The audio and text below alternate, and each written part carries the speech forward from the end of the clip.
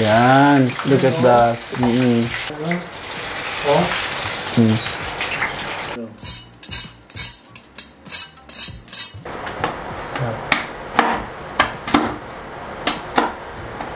Hindi umihiwala yung balat.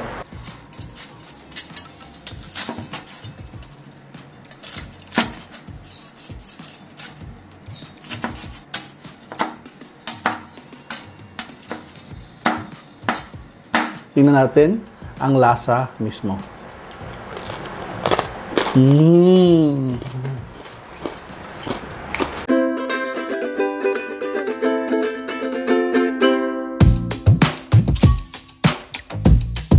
Hello mga kaigalaan! Kami ang Wondering Kusina. Ako si Chakoy. Ako si Mark. Mga ka-Wonders, it's another recipe today na ihahatid namin sa inyo.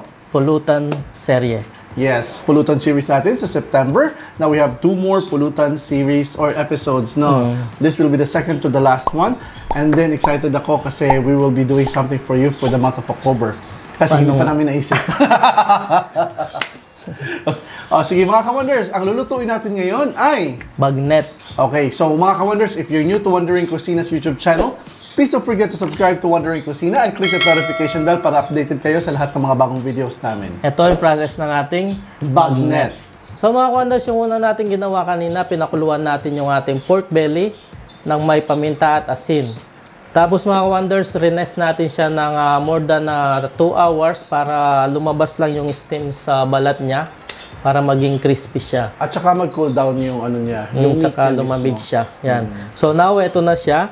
So gagawin natin ngayon, lalagyan lang natin siya ng line para hindi tayo mahirapan mag-slice mamaya. So slicein lang natin ng ganito yung balat para meron tayong guide mamaya pag hiwa natin. Ganyan lang, yung hindi siya sagad. Kasi piprituhin natin to ng deep fry. Ayan. So right now mga Wonders, kailangan natin magpainit ng maraming mantika kasi para i-deep fry natin siya. So i-open lang natin yung ating kalan. Ayan. Then lagyan natin ng oil. Yung deep fry yung ating pork belly. Now mga ka-Wonders, this process also, we have tried it several times. Kung may air fryer kayo, super perfect ang texture ng air fryer pag gusto nyo ng crispy pork belly, kagaya nitong slab ng pork na ginagamit natin ngayon.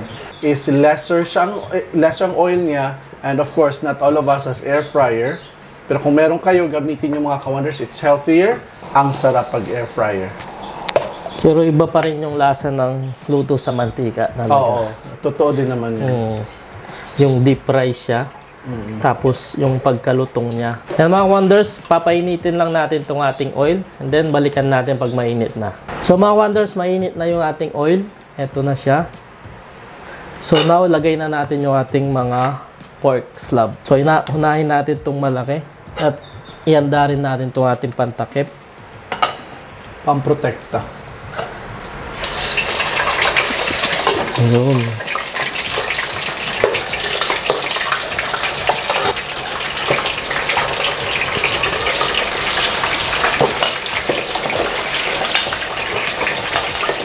Ayan. Yes, dapat mga Wonders high heat siya para sa tuloy-tuloy yung init ng oil natin. Para ma-achieve din natin yung crispiness. Yes.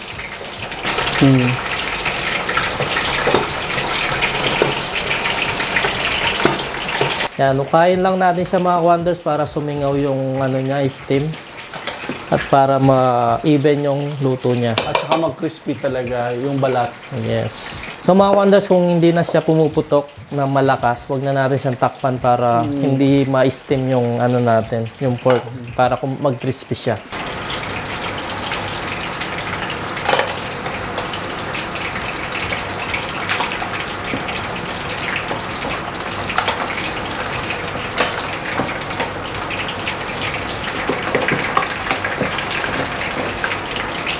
So mga Wonders, after 30 minutes na pagprito natin, ganito na yung itsura niya. So right now, i-rest muna natin siya. Hangunin muna natin sa mantika.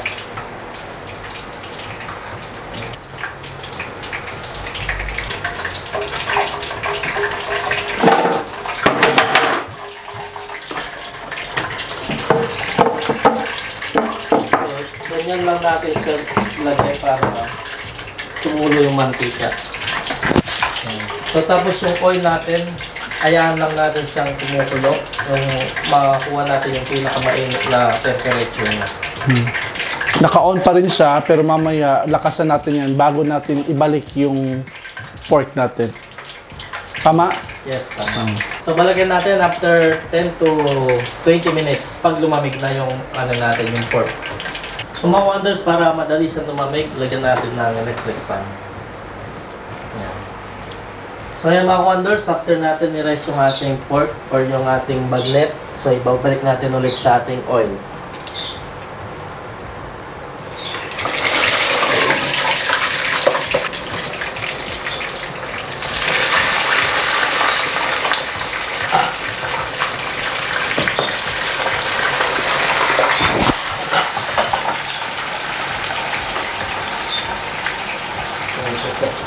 Hindi na siya puputok totally kasi yung moist niya na drain out na inano na nung mantika kanina. So eto, this is just a crisping process. So kailangan natin every now and then hanguin siya para mahanginan.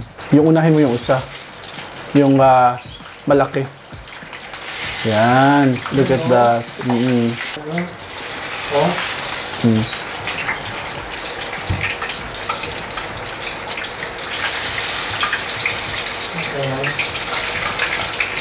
So now mga wonders, ayan, napaka ano na niya, lutong or crispy yung balat niya. So tatanggalin na natin. So luto na to. Kasi baka ma-dry siya masyado.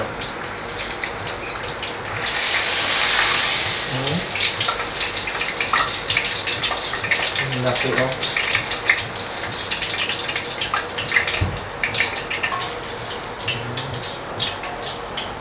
Ayan. So na mga wonders, itabi lang natin itong oil natin. Gagamitin pa natin ito sa next shoot natin.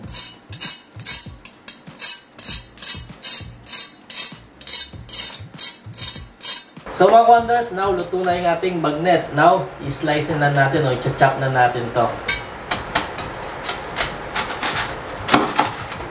Ayan o, juicy pa rin siya o. Ayan.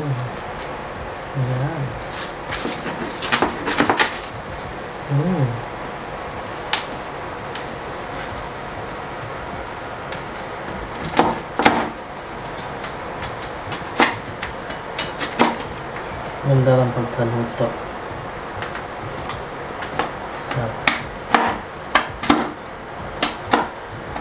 Hindi umihiwala yung balat. See?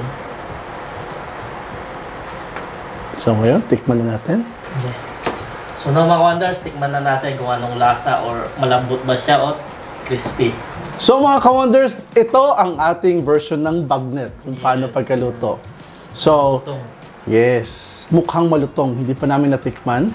So ngayon, it's time to reveal. It's time to reveal. It's time to find out. Before natin isawsaw sa sa suka, tingnan natin ang lasa mismo.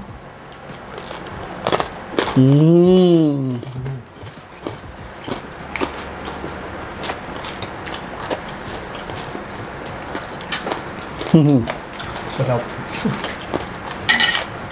Tama si Universe. Tama si Miss Universe. No? Ang harap. Yung lasa niya, direct to the point. Walang ibang arte. Kasi ang nilagay lang natin dito as Kasi paminta lang. yes, salt and pepper lang. Tapos pinakuluan natin ng mga siguro almost an hour, mga 45 minutes. So pumasok na lahat yung lasa Oo. sa ano niya. Sa Oo. mint. At saka ang kagandahan mga ka-wonders, hindi humiwalay yung balat doon sa sa karne natin. So ngayon, isawsaw natin sa suka na gawa ni Chef Mark. Gamit natin dito sa suka na to, cane vinegar at saka pinakurat. Nilagyan natin ng lime, sili, at saka wala kaming sibuyas, so nilagay namin is yung puti na part ng dahon ng sibuyas. Tapos plus salt. Tingnan mo.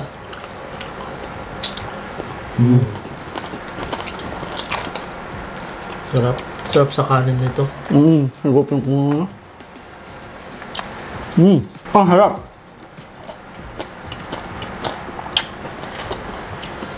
Panalo. As in, kulang na lang talaga nito kanin. No? Ano dito? Yun. So if you like this video mga ka-wonders, please don't forget to like or click the thumbs up and then comment down below sa video na ito and then share this to your family and friends. So kung bago lang kayo dito sa ating YouTube channel, please don't forget to subscribe and click the notification bell para updated kayo sa lahat ng mga bagong videos namin. Oo, yun. At saka mga ka-wonders, we do have social media accounts. We have Facebook, Instagram, at saka TikTok. Please don't forget to follow us at Wondering Kusina, pati na rin sa Threads. So, thank you very much mga ka-wonders. Kami ang Wondering Kusina. Ako si Chakoy. Si Mark. Nagsasabing stay cool, stay safe, stay blessed, and peace. Daghang salamat guys. Thank you very much. Lutuin nyo na to. Bag na to. Crispy. Gusto ko kainin itong ano. Maganda talaga yung ano sa layer yung meat tsaka taba.